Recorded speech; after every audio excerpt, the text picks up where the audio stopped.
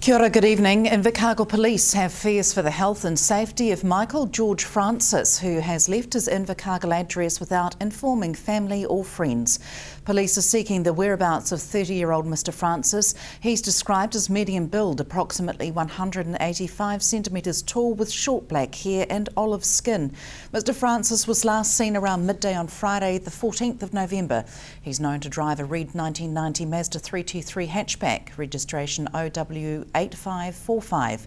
His disappearance is uncharacteristic, and anybody with information with sightings of Mr Francis or his vehicle should contact Invercargill Police.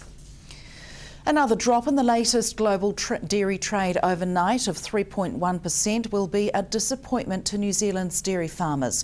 Federated Farmers says the lowest dairy trade auction price in 5 years is going to be a blow to the industry. Dairy farmers were hoping to see a lift or at least a plateau to realise Fonterra's forecast $5.30 per kilogram of milk solids in December. The overnight auction is likely to result in further reduction in the farmgate milk price, with the persistent weakness in milk powder prices impacting on the outlook for the season. John Key has said he believes the GDT has bottomed out and things are likely to improve going forward. Andrew Little was named as the country's opposition leader yesterday in what was close competition with Labour MP Grant Robertson.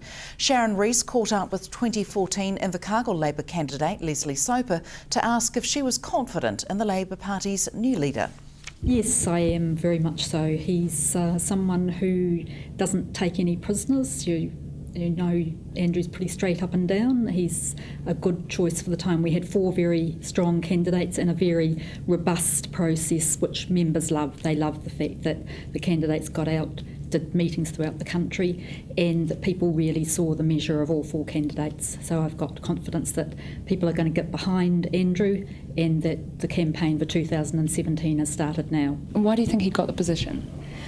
I think people weighed up the 4 candidates, thought very strongly about the need for unity, the party review, which is happening at the moment, looking at the election outcome and at our whole policy process and organisation process.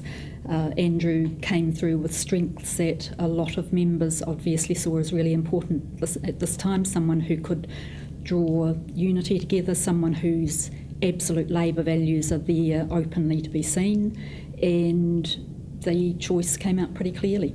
It's been mentioned a few times that he may be considering a caucus clean-out, so to speak. Do you think this is the correct approach? I think that's speculation by media and others. What Andrew has actually said is that he's going to be talking to every member of the caucus about putting together a front bench that's representative of New Zealand, and that's what I would expect. The Labour Party looks like New Zealand, and of course we want our caucus and our front bench to look like New Zealand. So I think Andrew's taking a very measured approach, talking to everybody, obviously assessing people's strengths, looking at putting together the best team, and that's what members wanted. That's why the membership vote was something that members were very thoughtful and very concentrated on going to those meetings and actually assessing the 4 candidates. Well, I think it's up for the new leader to decide exactly on the steps he's going to take. Obviously, he and all the candidates were very clear about the need to unify the whole party behind the campaign for 2017, and as I said, we've got a review of both policy and organisational processes in the party going on at the moment. So Andrew's pretty well indicated, although as he said he's only been the leader for a few minutes, he's pretty well indicated that that's all going to be a very important part of hitting the ground running as the new leader and outmatching the National Party. He recently announced that he wanted to drop 2 of Labour's major policies, being raising the superannuation age and the capital gains tax. What are your views on such differences in opinion between 2 Labour leaders? There was, from Andrew, quite a clear steer on that. Now, of course, there's a policy process in the party, and when Andrew became leader, he said himself, of course, that the process is gone through as to how our policy is set. He's indicated clearly where he stands, that he saw those 2 policies as ones that the country weren't particularly ready to accept. They weren't particularly popular, so he's said where he stands, and there's a policy process to be gone through. As I say, there's a whole review at the moment of our policies and our organisational approach, and obviously putting together our approach for the next election starts from now. A report into the Department of Conservation's operations following last year's restructure is being described as damning by the Green Party, who say government funding cuts and a failed restructure show you can't do more with less. The Tarrabon report has reviewed the new structure of DOC after 12 months. National government cut $54 million from DOC funding, forcing a new structure which divided staff between partnership and services groups. The Tarrabon report says an overwhelming majority of staff believe DOC's now less efficient than before the organisation changes, and confirms the cumbersome new DOC structure, where staff are divided between partnership and services arms, has led to muddled and inefficient decision making. DOC's Director General Lou Sanson says he'll be implementing changes needed to make the department a more effective and outward facing organisation. An ambitious plan to make the entire country predator-free has been launched by the Predator-Free New Zealand Trust, a group of New Zealanders and independent businesses who have joined forces with government agencies to rid the entire country of possums, rats and mustelids. Working with Department of Conservation's Community Conservation Partnerships Fund, the Trust unveiled its long-term vision and revealed a map displaying predator control areas that show the huge amount of work already taking place. The Trust says millions of volunteer hours is the secret weapon in becoming predator-free, but says all Kiwis in every community in every region must join the fight if a predator-free New Zealand is to be achieved. The Trust says increased tourism, reduced disease and increased farm output with gains in food exports and enhanced international reputation will all be benefits. Still to come in the bulletin, Project Lightfoot visits local sports clubs to help reduce their carbon footprint, and a special plaque for a special effort.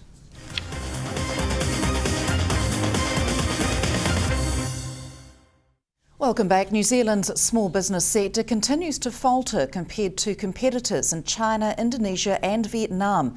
The latest Asia Pacific Small Business Survey shows less than half of New Zealand's small businesses have seen their business grow in the last year, 10% lower than expectations for growth from last year. However, there's a high level of optimism from respondents, with 62% expecting growth next year.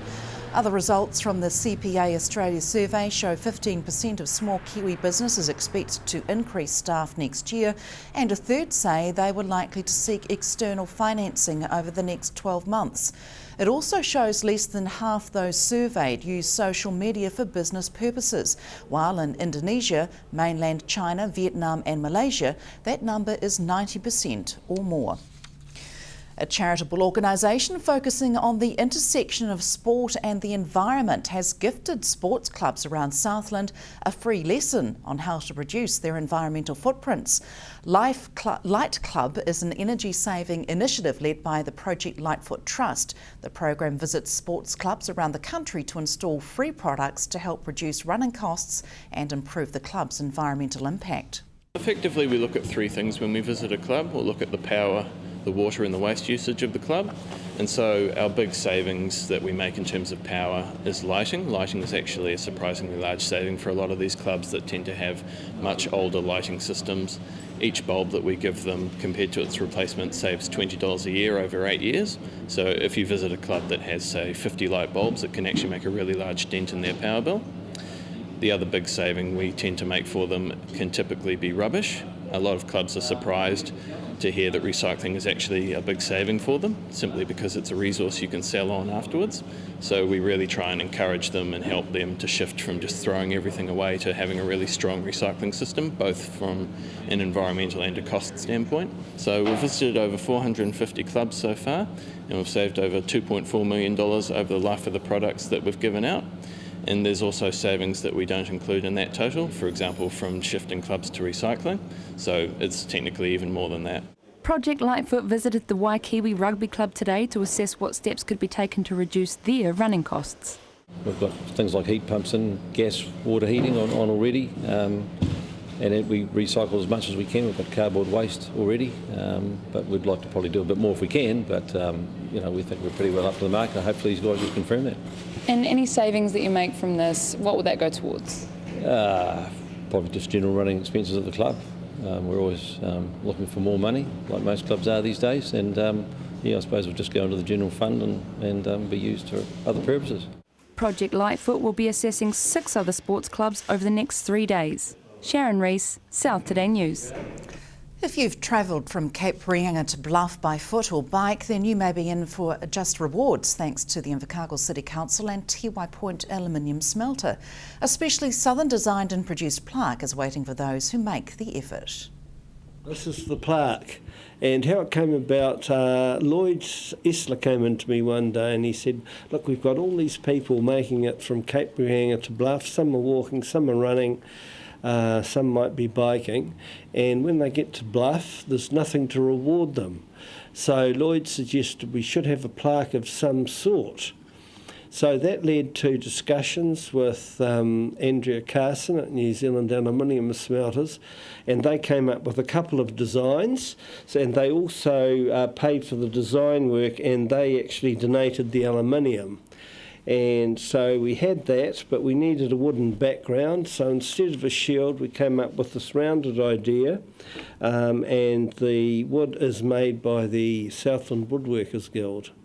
And so you put two together and you have a rather nice plaque, and it says made it, Cape Reinga to Bluff, and kindly gifted to commemorate your achievement by the Invercargill City Council and New Zealand Aluminium Smelters Limited. So there's been a few given out already, but now they actually have something to strive for, a reward at the end of their journey. Yes, this is a very rare award, and there's not many in circulation. It could be a bit of a stimulus to get some more people down here, walking the length of the country. Well, I think once this program shows, there's going to be tremendous interest in making that journey.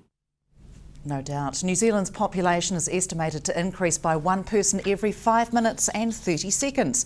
This is based on the resident population on September 30th, and Statistics New Zealand population forecasters are predicting 1 birth every 8 minutes and 34 seconds, 1 death every 18 minutes and 16 seconds, and a net migration gain of 1 New Zealand resident every 8 minutes and 21 seconds.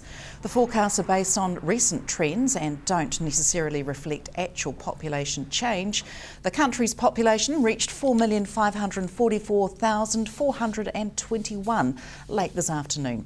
Next on Sport, part 1 of our end of season review with Southern Stags coach Brad Moore from the news team. Good night.